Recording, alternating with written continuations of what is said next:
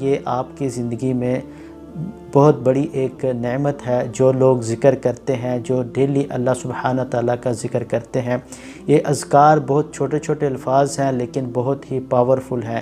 حتیٰ کہ آپ صلی اللہ علیہ وسلم نے ایک حدیث کا مفہوم ہے کہ جو لا الہ الا اللہ ہے، اس کا جو پلڑے میں سب سے بھاری جو وزن ہوگا وہ اس ذکر کا ہوگا۔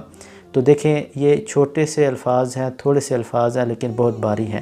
اور قرآن پاک میں ایک اور جگہ پہ اللہ سبحانہ تعالیٰ خود اس چیز کی اہمیت کے بارے میں ہمیں بتا رہے ہیں کہ وَلَذِكْرُ اللَّهِ أَكْبَرُ، جو اللہ کا ذکر ہے وہ بہت بڑی چیز ہے۔